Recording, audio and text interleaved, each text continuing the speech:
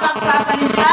Siyempre, myself, tinatawagan ko yung aking asawa at yung aking apo. Yun. Paumanin sa lahat, dahil kami lang po ang mag-asawa na talagang nagsikap makarating dito sa karawan ni May. Dahil ang anak kong apat ay lahat po sila ay may work. So napakahirap pong mag-absent. Kaya paumanin po lahat.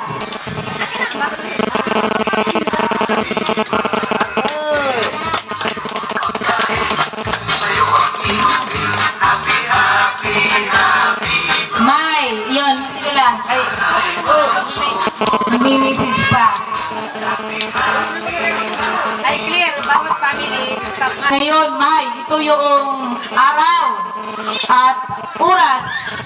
Sa oras na ito, ako ay una-una nagpapasalamat sa Diyos dahil kami ay nakarating ng maayos. Ang iyong ayun, dapat naka-smile. Naka-smile dapat. Nagpapasalamat ako sa Diyos dahil naging maayos ang aming biyahe. At unang-una, ikaw ang naging instrumento ng Diyos para maging nanay ko. Ikaw ay napakabait mong nanay, mapagmahal sa mga anak. At nagpapasalamat ako dahil sinuportahan mo ako sa aking pag-aaral. At higit sa lahat, ay ako ay binuhay mo.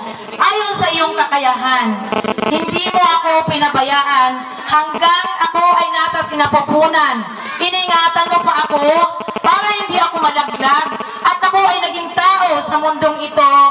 Ako'y inalagaan mo ng maliit pa hanggang sa paglaki ko, pinag-aral mo ako. Maraming salamat sa iyong pagpapalaki sa akin dahil daladala ko yung mabuting asal, bagamat pero hindi tayo pinabayaan ng Diyos dahil ang lahat ng mga anak mo ay ito naman, nakikita, ay tanging pagpapasaya lang ang aming ipinaparamdam sa iyo. Kahit simple ang buhay natin, kahit simple ay wala na dito, pero alam ko nakikita tayo na tayo ay nagsasaya sa oras na ito. Alam kong masaya si Nana, Tatay Wilson. Kaya May, dalangin ko na sana ikaw ay umabot pa ng 100 years. At thank you. Para naman ay, sabi mo nga, gusto mo pang makasama ang iyong mga anak at ang mga mahal mong apo. Kung kaya naman, May, I love you very much. Happy birthday, May.